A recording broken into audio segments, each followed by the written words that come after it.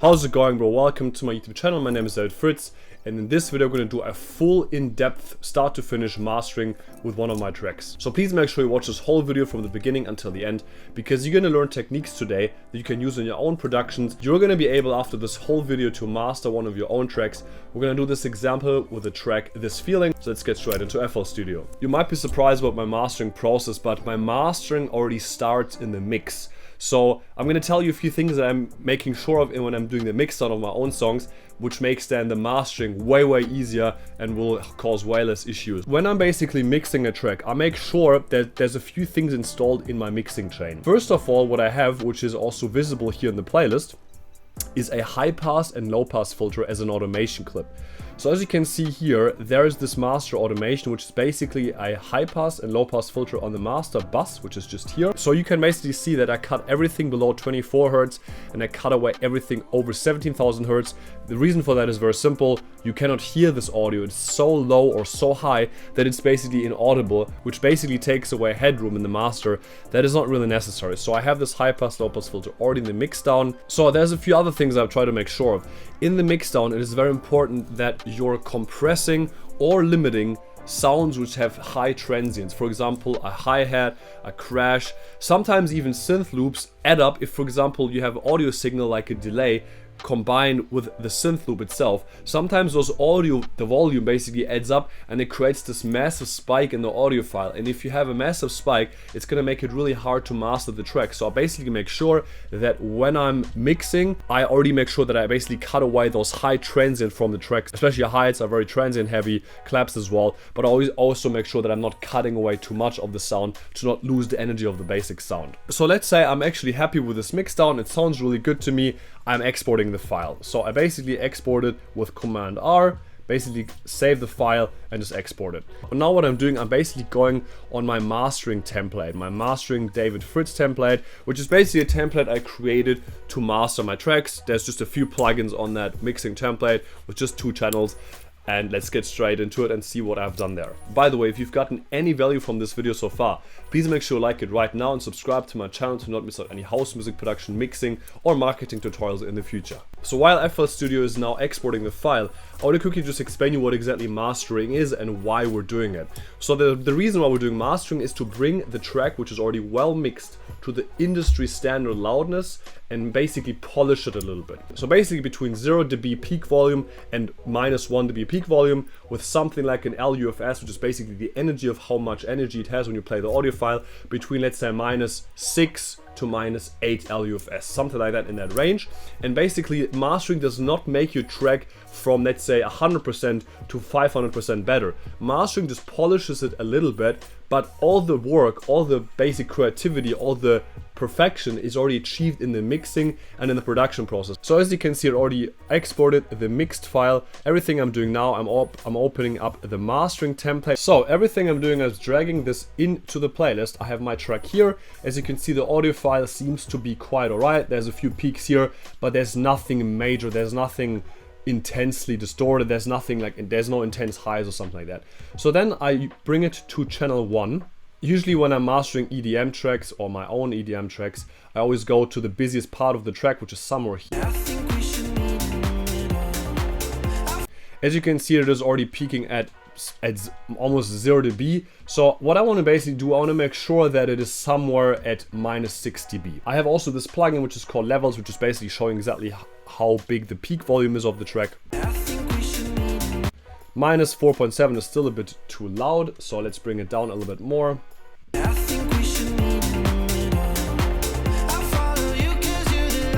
So when I'm doing mastering as well, I'm always uploading a reference track, which basically shows us in real time if this is similar, if it's the similar loudness, if it has similar LUFS, which is like similar energy behind the track.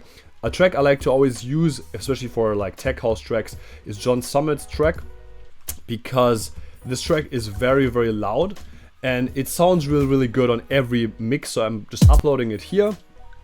What I'm making sure as well is I'm bringing the volume also down to -6, because already this track is already mastered, so which means we just have to decrease it by -6 dB, which is going to have the same thing. I also make sure that I reference the loudest and the busiest part of the reference track with my own track. So as you can see already, the peak volume is exactly the same as on my track, which is fantastic. What I'm doing on my track, I have multiple plugin combinations I've uploaded. The first plugin I'm always using for my mastering is a soft tube saturation knob. I'm just doing a very settled saturation to bring out a few more frequencies, but just doing it a little bit.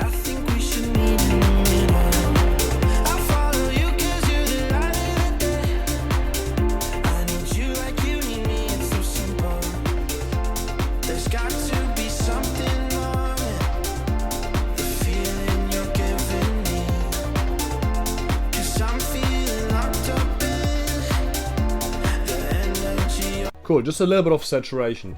Then I have the plugin Soothe 2 to basically clean up the mix a little bit. Also, again, just very subtle, not too much.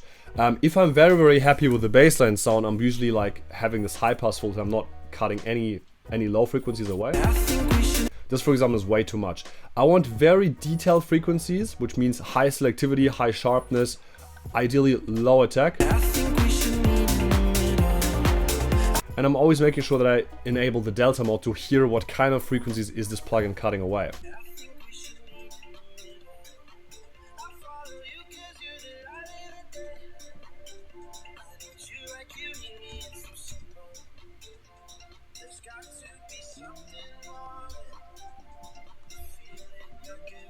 So as you can hear already, it needs to cut away more of the high frequencies, so I'm just doing this one. Just a tiny, literally just a tiny bit.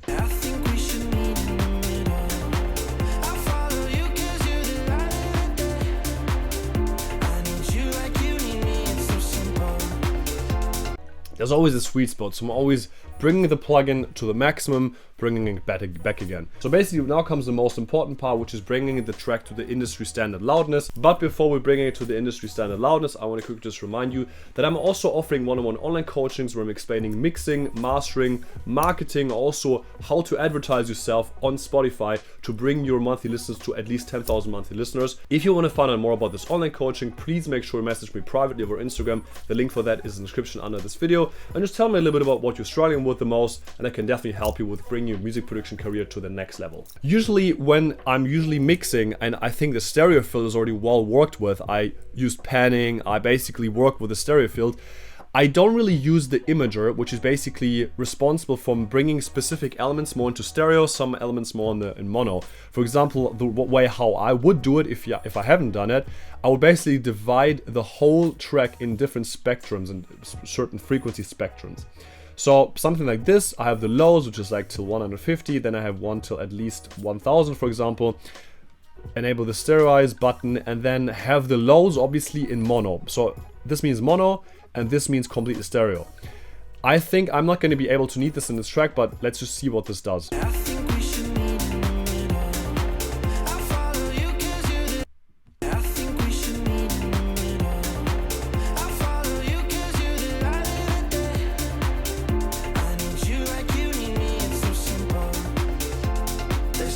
Again, as always, make sure you reference both tracks. Let's say the high end should be a bit more stereo, but that really depends on you. So basically just compare the tracks with each other. But in this case, I'm not going to need this because I already done it in the mixing phase. So I'm not going to need this plugin at all. Also, on the master channel, I also use a bit of equalizing, but it depends on the track.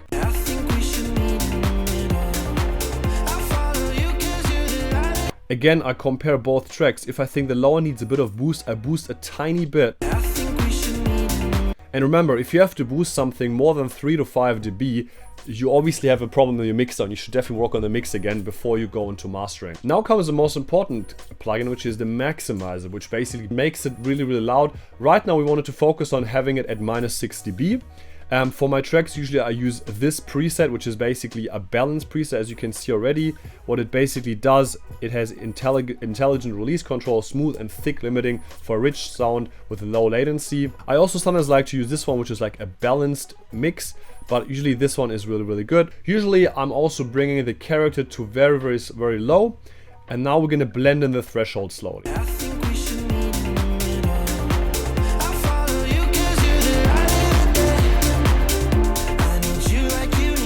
As you can hear already, if we bring it down too much, it's going to distort the sound, and that's the last thing we want in mastering, because that's going to destroy the whole song again.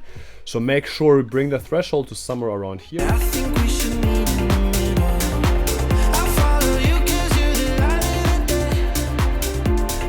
There's always a sweet spot. So the first maximizer is here, which is fantastic.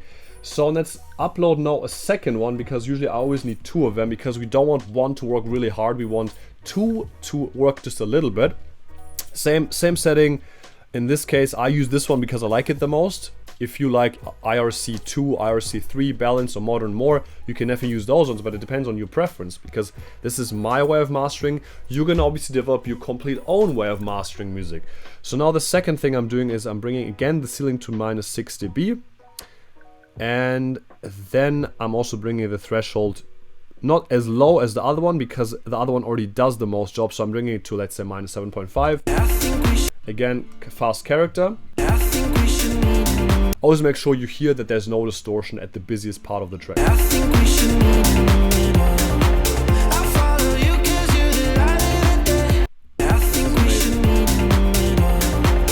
Cool, we're working, so now we're in a very, very good spot. So what I'm doing now, again, I'm going on the master channel, and I'm basically making sure that, first of all, the peaks of the two tracks is similar. And I'm going to compare the LUFS, which is basically the most important metric, to see if it's loud enough yet.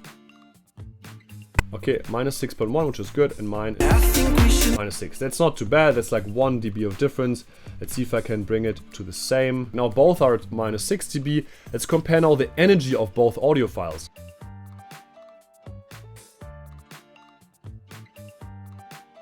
So -11.6, and my track has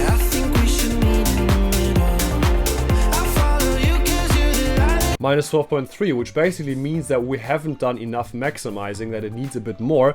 We always need to make sure that obviously it doesn't maximize it too much. So now we're going to play with the second maximizer here and bring the threshold down a little bit until it hits this desired number, without sounding distorted, obviously. This is louder now, but it distorted a little bit, so we're going to bring it up again.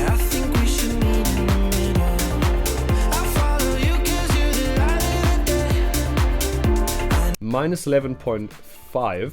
Fantastic. Now it's at a very similar range. I personally think that I can hear a tiny bit of saturation, which is kind of an issue. So in this case, the saturation is caused by ozone 9, one of those. As you can see, the reason for that is very simple, because this maximizer is working way less than the other one. So we can bring actually the threshold down a little bit here. And from the other one, we're going to have to bring it up, because we want both maximizers to work in a very similar range. We don't want one of them to work intensely, which is basically causing the saturation.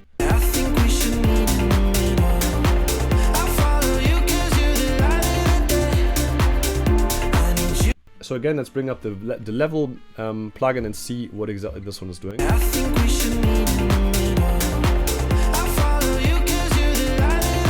That is not too bad. It is at a very similar range than the other desired track. So usually that's a level of mastering which is like so loud that we don't even need to have exactly the same values. But if you're in that LUFS range, let's say 0.5, in that range of this super loud track, that's totally fine. So now, because we can't hear any distortion, it sounds already quite nice. Now we can perfectly see on the master channel again and bring now the volume up to -1 degree, because when we want to release music, we need to make sure that if we, for example, upload music to DistroKid or like other ones like Landor, for example, we need to make sure that we're uploading it to -1 dB peak volume.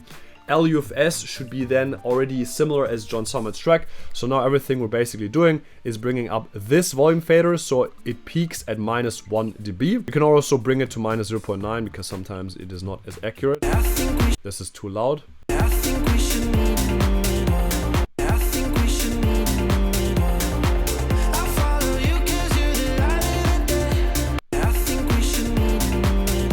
Fantastic. Now let's also bring John Summit's track again to -1 dB because it was mastered to 0 dB because we downloaded it.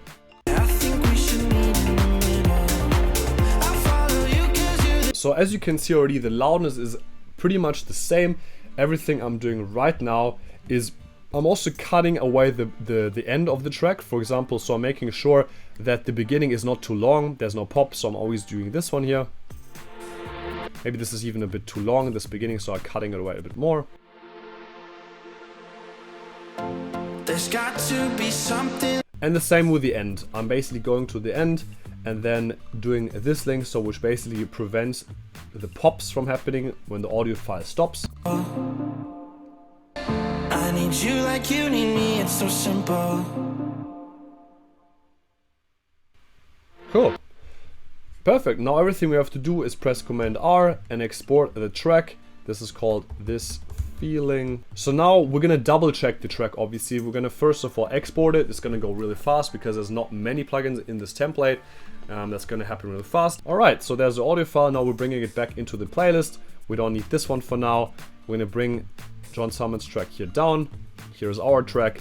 As you can see, the audio file looks very, very similar than the John Summon's track, which is exactly the desired goal we wanted. But as you can hear already, I can hear a tiny bit of distortion again in this track, which is the biggest issue if you're mastering too loud. So then what I would do now, because I want to remove this distortion, I would go back into the O-zones, to like this maximizer plugin, and basically put the threshold a bit higher to not create as much distortion, because distortion is the only thing which really destroys your track.